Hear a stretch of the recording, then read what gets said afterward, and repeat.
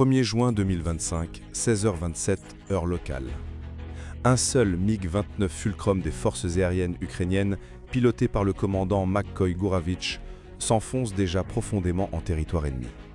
Ce vol n'a rien d'une mission de routine. Ce n'est ni une patrouille, ni une opération de supériorité aérienne. C'est une frappe au sol de haute précision, menée seule, à basse altitude, avec une probabilité de succès quasi nulle. Et pourtant, l'enjeu est considérable. L'objectif, détruire 3 ponts de franchissement essentiels pour les forces russes. D'abord à Bakakaïtskaya, dans la région de Louhansk. Ensuite à Tourny. Enfin à Novaoselivka, dans le secteur de Donetsk. Ces 3 ponts, disposés le long d'un corridor logistique de 25 km, constituent l'artère vitale du ravitaillement blindé ennemi. Les neutraliser signifierait ralentir, voire paralyser, une offensive entière. Le MiG-29 engagé dans cette mission n'a plus grand-chose de commun avec le chasseur soviétique de ses origines. Il a été profondément modernisé. Sous ses ailes, 6 bombes guidées AASM Hammer de 250 kg chacune. 2 pour chaque pont. Une combinaison inhabituelle, mais nécessaire.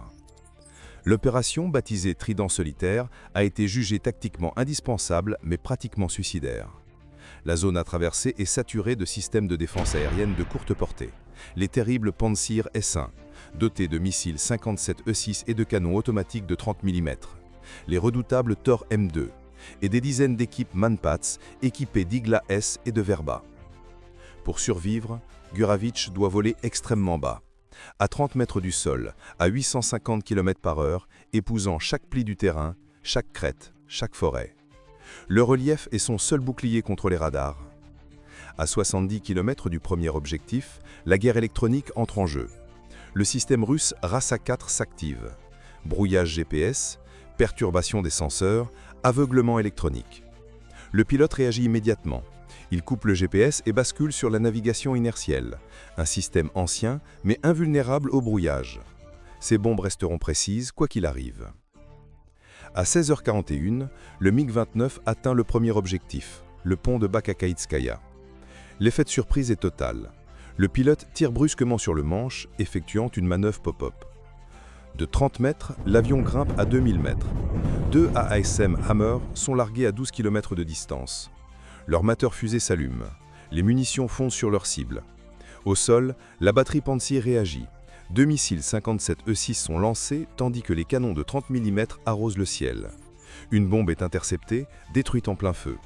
Mais la seconde passe à travers le feu ennemi et frappe le pont de plein fouet. L'explosion sectionne les pontons. La traversée est neutralisée. Premier objectif atteint. Mais désormais, tout le réseau de défense aérienne du secteur est en alerte maximale. L'effet de surprise vient de disparaître. Gouravitch replonge aussitôt à basse altitude. Son MiG file vers la deuxième cible, à seulement 15 km, Torny. Le ciel est désormais saturé d'ondes radar. Son récepteur d'alerte s'illumine. Chaque batterie du secteur le traque. Soudain, une menace inattendue. Une équipe Manpad, cachée dans un bosquet, tire un missile Igla S. Aucun signal radar. Seulement la chaleur du moteur fusée. Mais le système Maus du MiG détecte aussitôt la signature infrarouge. Des leurres sont automatiquement éjectés. Une pluie de flares brûlants descend dans le sillage de l'avion. Le pilote tire fort sur le manche, subissant 8 jets. Le missile se détourne et explose dans le vide. 30 secondes plus tard, le MiG approche de Torny. Le Panzers local, déjà en alerte, verrouille sa position. Pas le temps de manœuvrer, pas de montée possible. Le pilote choisit une attaque directe à basse altitude et grande vitesse. 150 mètres au-dessus du sol, il libère 2 nouvelles bombes.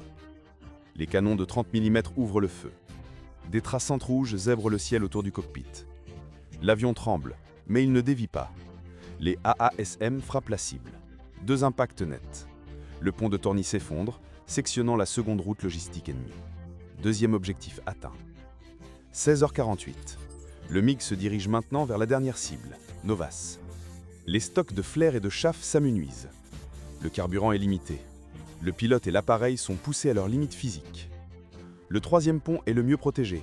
Sa batterie Panzers suit déjà la trajectoire du chasseur depuis 2 minutes. L'affrontement est inévitable. Gouravitch décide de changer de stratégie. Il repère une crête rocheuse et s'en sert comme couverture naturelle. Volant à ras du sol, il reste caché derrière le relief, jusqu'à la dernière seconde. Puis, brusquement, il surgit. à un angle inattendu pour le radar ennemi. 2 dernières bombes sont libérées, sur une trajectoire très plate. Le MiG allume la post-combustion et tire brutalement vers le haut pour esquiver. Les missiles solars partent du sol, mais la manœuvre est trop rapide. Aucun verrouillage n'est stable. Les roquettes explosent dans le vide. Quelques secondes plus tard, 2 éclairs secouent la vallée. Le dernier pont est détruit. Mission accomplie. Allégé de sa charge, le MiG-29 accélère à toute puissance.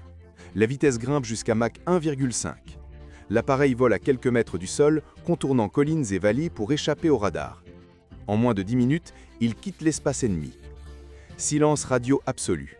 Aucune communication, aucune trace. Quelques heures plus tard, les services de renseignement confirment. Les 3 ponts ont été détruits. Les colonnes blindées russes sont bloquées. L'offensive prévue est retardée de 72 heures. Une fenêtre stratégique inespérée pour l'armée ukrainienne. Les analystes militaires s'accordent. Cette opération est une démonstration d'efficacité chirurgicale. Un seul avion, 6 munitions de précision, 3 cibles neutralisées, un impact stratégique majeur. Le facteur décisif ? Un mélange d'audace, de technologie et de maîtrise. La coordination parfaite entre l'homme et la machine. Le courage d'un pilote seul face à une défense antiaérienne saturée. L'opération Trident solitaire est désormais étudiée dans les académies militaires. On y voit la preuve qu'un chasseur bien intégré, piloté par un homme d'exception, peut encore bouleverser le cours d'un conflit. Les AASM ont démontré leur précision, mais c'est le sang-froid du pilote qui a transformé la théorie en victoire. Les experts soulignent une leçon majeure. Malgré l'ère des drones et de la guerre numérique, le facteur humain reste irremplaçable. Le courage, l'instinct, la décision prise en une fraction de seconde, autant d'éléments que nulle machine ne peut reproduire.